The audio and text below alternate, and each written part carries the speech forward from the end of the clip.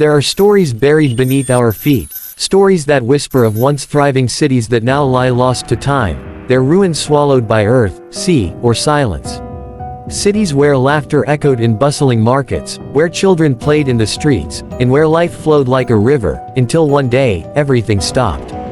And no one knows why. Imagine walking through a dense jungle and suddenly stumbling upon massive stone structures overtaken by vines. You wonder, who lived here? Why did they leave? What happened? These are not just ancient ruins. These are entire cities, gone, vanished without a trace, leaving behind only questions and eerie silence. Let me take you to a place where shadows dance and secrets sleep under layers of dust. A place called Cahokia, once the largest pre-Columbian city north of Mexico, located in what is now Illinois. With over 20,000 people, Cahokia had towering mounds, temples, and a complex social structure. But around the year 1300, people just left. No signs of war, no disease outbreaks, no famine, just silence. Some say the gods were displeased. Others believe the earth itself turned against them. But no one truly knows. The spirits of Cahokia still whisper in the wind, but they never reveal their truth. Then there's the haunting tale of the city of Helike, in ancient Greece. It was a prosperous place, a center of culture, trade, and devotion. One cold winter night in 373 BC, strange signs appeared, animals fled the area, the earth rumbled. And then, in a single moment, the sea rose up and swallowed Helike whole. It was gone by morning. Sailors said they could see ruins beneath the waves, like ghosts frozen in time. For centuries, people thought it was a myth. But in the 1990s, archaeologists found its remains deep under layers of sediment, proving the legend was real. But why did the sea turn on them? What had Helike done to deserve such wrath? Not all vanishings are ancient. In the early 20th century, the small town of Herkimer, Iowa, was a tight-knit farming community. One day, a traveling salesman arrived, and found it empty. No people, no animals, no noise. The houses were there, the food was still on the tables, fires still smoldered in hearths, but every soul had disappeared. No bodies, no signs of struggle. Just nothing. The town was never found again. Some say the earth opened and swallowed them whole. Others say something darker happened. Whatever it was, Herkimer became a ghost, erased from maps and memory, almost like it never existed. High in the Andes Mountains, there's a city shrouded in cloud and mystery, Machu Picchu. Though now it's a tourist wonder, its original purpose remains unknown. Why did the Inca abandon such a beautiful and strategic site? Some believe it was sacred, built only for priests and chosen women. Others say it was hidden deliberately, protected from invaders. But no matter the theory, one fact remains: it was lost to the world for over 400 years. Only the wind and stones knew its name. And they kept their secret well. Far across the ocean, deep in the Pacific, lies Nan Madol, an ancient city built on coral reefs off the island of Pohnpei. Its stone walls rise from the sea, forming canals and platforms that once supported royal palaces and tombs. But why would anyone build such a complex city in such an impossible place? And why did they leave?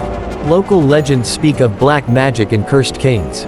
They say the city was never meant for humans, that it belonged to something else, something ancient and angry.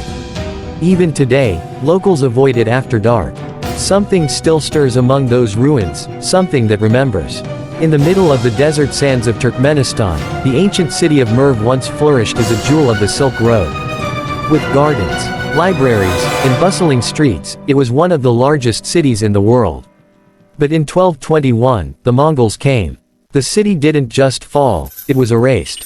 Hundreds of thousands were killed, and the survivors fled, never to return. What was left became dust and silence. The bones of Merv still lie beneath the sand, waiting for someone to remember what was lost. Then there's the chilling mystery of Roanoke, the first English settlement in the New World. When ships returned in 1590, they found the colony abandoned. No people, no bodies, just a single word carved into a tree, Croatoan. Was it a clue? A warning?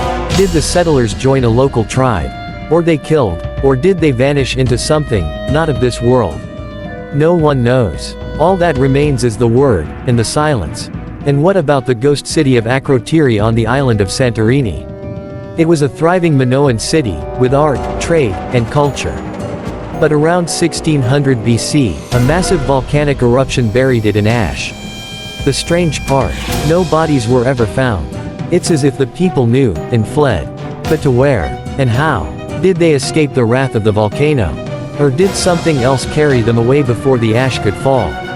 In the jungles of Cambodia, the ruins of Angkor rise like the bones of a fallen giant. Once home to 1 million people, with vast temples like Angkor Wat, it was a marvel of engineering and beauty. But by the 15th century, it was abandoned. The jungle crept in, swallowing towers and courtyards. Some say droughts and floods pushed people away. Others believe the gods withdrew their favor. Either way, Angkor became a forgotten dream, until explorers found it centuries later, sleeping beneath vines and moss. And deep beneath the waters of the Caribbean, divers have reported strange stone formations, like roads, walls, even steps. Some believe they are the remnants of Atlantis, the most legendary lost city of all. Plato wrote of it, an advanced civilization destroyed by the gods for its arrogance, sunk beneath the sea in a single day and night. Was it real? Was it a warning? Or was it just a myth that mirrors too many truths? All over the world, cities have vanished, some swallowed by nature, others by time or mystery. They remind us how fragile our civilizations are. How quickly all we build, all we love, can disappear. These cities were once full of laughter, music, firelight, and stories. Now, they echo only with wind and forgotten names. But maybe, just maybe, they're not entirely gone. Maybe, in dreams or in the shimmer of moonlight on ruins, they still exist. Waiting for someone to listen. Waiting for someone to remember. So the next time you walk through a quiet forest, or pass by a ruined wall half buried in earth, ask yourself, who lived here? What did they lose? And what unseen force could make an entire city vanish without a trace? Because sometimes, the past isn't dead. Sometimes, it's only hiding.